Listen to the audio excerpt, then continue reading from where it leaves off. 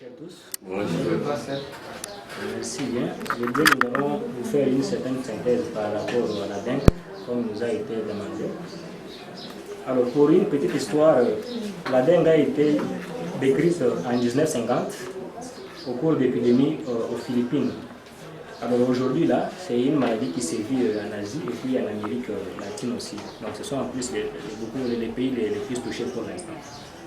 Alors la dengue en soi, c'est une maladie virale transmise par les moustiques, comme nous l'avons dit.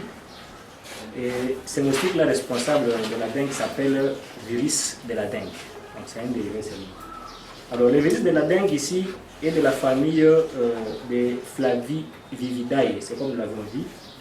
Et pour les espèces, on en distingue 4 stéréotypes. Nous avons la dengue 1, la dengue 2, dengue 3 et puis dengue 4.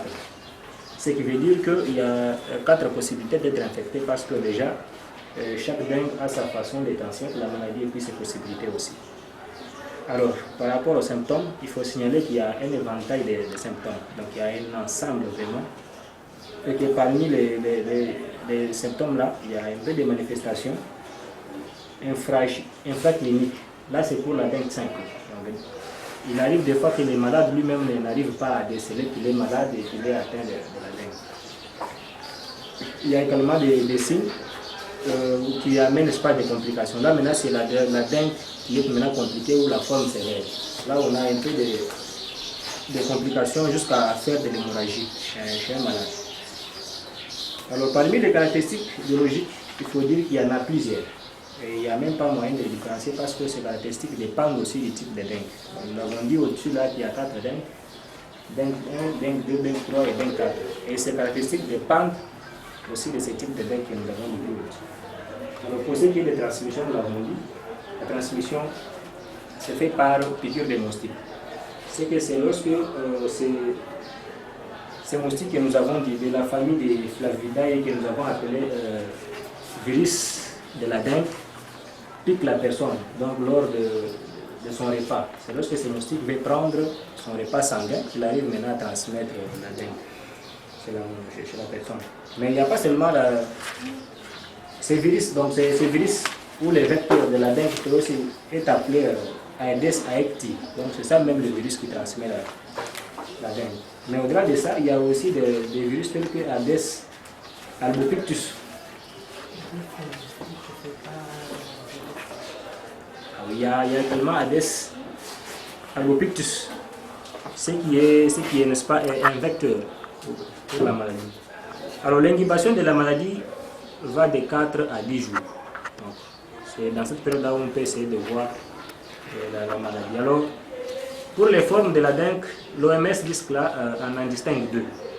Nous avons dit aussi qu'on a la dengue simple, où les malades n'arrivent pas lui-même à sentir qu'il fait de la dengue parce qu'il y a discrétion des signes. On n'arrive pas à faire voir qu'il y a simplement de la dengue. Également, il y a de la dengue sévère où maintenant il y a un peu de complications jusqu'à faire de l'hémorragie. Alors, parmi les diagnostics, il faut dire qu'il y a plusieurs méthodes pour arriver à déceler la dengue chez un être humain, chez une personne. Mais au moins, il y a des textes répartis. Alors, il y a des textes sérologiques et puis il y a des tests virologiques. Sérologiques, entendez par là, il faut faire des tests où il faut arriver à déterminer les éléments pathogènes dans le sang. Et puis les tests aussi virologiques. Mais ces tests ici doivent être effectués dans au moins une semaine. Lorsqu'on est attaqué de la maladie, dans cette semaine-là qui suit, pour arriver, n'est-ce pas, à déterminer la dengue chez la personne. Mais pour ce qui est des traitements, jusque-là, il faut retenir qu'il n'y a pas de traitement spécifique pour la dengue. Mais seulement, il y a des antipyrétiques et puis des analgésiques qui permettent un peu de faire baisser la fièvre et puis de soulager les douleurs musculaires. Parce que là, il faut le souligner, la dengue est suspectée chez la personne lorsqu'on arrive à atteindre une température d'au moins, une fièvre d'au moins 40 degrés Celsius et accompagnée de certains symptômes qu'on a dit cités ici. Ok, merci. Oui, qui sont les suivantes. Parce qu'il n'existe ni un traitement curatif spécifique, ni un vaccin contre la dengue, qui serait donc la prévention. Bon, en fait, la prévention, il faut retenir, elle est à deux niveaux. Il faut essayer d'éviter de se faire piquer par les moustiques au moment où on sait qu'on est déjà atteint de la dengue. Donc il ne faut pas essayer de se faire piquer parce que déjà, quand on reprend les germes dans son organisme et qu'on essaie de se faire piquer pour de nouveau, il y a moyen de transmettre la maladie chez une autre personne. Mais également, il faut éliminer les gîtes larvaires. Donc autour de nous, là, essayer d'éliminer les foyers infectieux de la dengue. Mais pour la communauté, nous-mêmes, pour les personnels de santé publique, il a été dit à l'introduction du cours que nous devons jouer avec la sensibilisation. En tout cas, la communauté doit essayer de respecter le calendrier vaccinal. C'est ça aussi. Donc, essayer de promouvoir cette sensibilisation-là au niveau de la communauté fera en sorte qu'on essaye de diminuer la proportion de la dengue jusqu'à. Non, Il y a les temps aussi, elle peut présenter. virus du genre flavivirus. L'infection virale est transmise par une espèce particulière de moustique du genre Aedes africanus. Le virus passe par un Aedes qui constitue un vecteur. Une fois qu'on est infecté par le virus de la fièvre jaune, la période d'incubation dans l'organisme dure 3 à 6 jours. Le virus est endémique dans les régions tropicales d'Afrique et Amérique centrale et Amérique du Sud. La fièvre jaune est une maladie hémorragique virale aiguë. Le terme jaune fait référence à la jaunisse présentée par certains patients. La fièvre jaune a comme symptômes la fièvre, de céphalée, de nausées, de vomissements, des douleurs musculaires et la fatigue.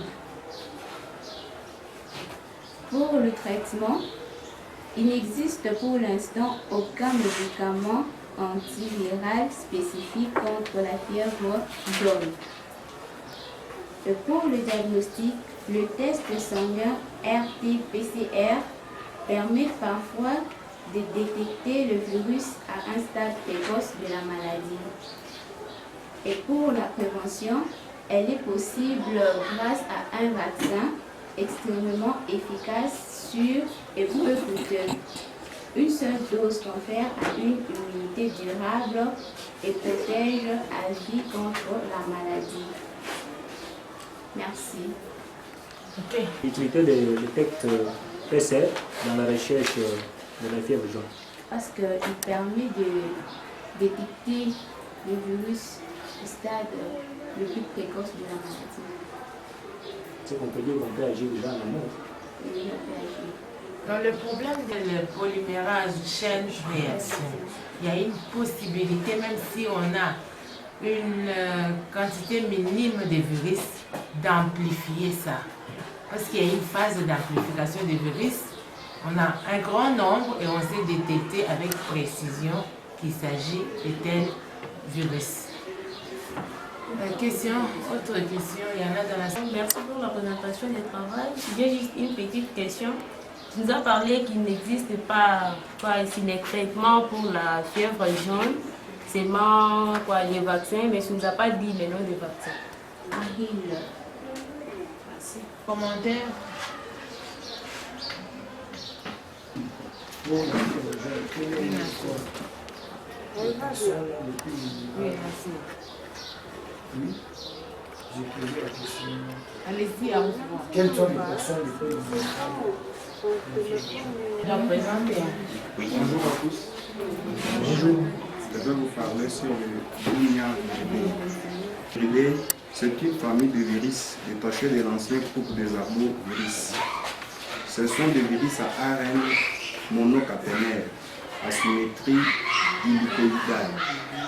Cette famille regroupe plus de 300 virus classés en 5 genres. Nous avons le Bounia virus, le Bounia-virus, les nairovirus, hantavirus, phlébovirus et enfin tospovirus. En ce qui concerne les traitements, il n'y a pas de traitement précis pour les Bounia-virus, même pas de vaccin disponible actuellement. Dans les symptômes, nous avons la fièvre, le vertige, le vomissement et les détresses respiratoires. Je lis et je vous remercie. J'ai une petite question à vous poser. J'aimerais savoir comment se fait la transmission des Bunyavirus via phlébovirus. Bon, en général, les Bunyaviridae, la transmission se fait par des moustiques, mais ceux du genre phlébovirus, la transmission se fait par les phlébotomes. Et son traitement? Bon, il n'y a pas de traitement précis pour le moment. J'avais dit le Bunyavirus, en particulier un virus immunitaire. Est-ce qu'il ne crée pas une maladie particulière? Non, le Bunyavirus, ce n'est pas un virus, mais c'est une famille de virus. Et qui ne crée pas une maladie, qui ne cause pas une maladie. Ça ne crée pas une maladie. Je vais citer le genre de Bunya. Ici, nous sommes en train de parler des virus qui ont des vecteurs. Au lieu que ce soit les virus qui entrent directement dans l'organisme, ils passent par des moustiques ou des mouches pour atteindre l'être humain. C'est-à-dire une partie de la vie de ces virus se passe dans les insectes ou les moustiques. C'est comme ça qu'elle venait de parler de chikungunya, qu'on appelle parfois fièvre jaune, qui passe par les moustiques, la Aedes, qui est différent, parce que quand on parle de paludisme, on parle de l'anophèle, mais ici, c'est la Aedes qui va donner la fièvre jaune. Mais ce que lui est en train de dire ici, ça va entrer dans la classe de ce que nous avons appelé les virus hémorragiques, et parmi lesquels nous avons les Bunyaviridae. Ce sont des groupes de virus qui ne sont pas encore jusque-là définis. On est encore en train de chercher quel sera le nom exact. Mais si on dit Bunya, c'est parce que le premier virus qui ressemble à d'autres dans cette famille a été découvert ici chez nous en RDC, mais du côté des Bunya. Alors c'est comme ça qu'on a dit c'est la famille des Bunyaviridae. Ce sont des virus qui arrivent chez l'homme en passant par des moustiques. On a Bunyaviridae, Tokaviridae, Nairo. Donc quand on dit Nairo, c'est que la même infection qu'on avait découvert chez nous, du côté des Bunya, on a vu ça aussi à Nairobi. Donc c'est comme ça que ça prend les noms des places, les noms des premiers symptômes, mais au moins c'est les groupes de virus qui sont jusque-là, hein, qui passent par des moustiques et qui peuvent causer des infections graves. Coéquipier.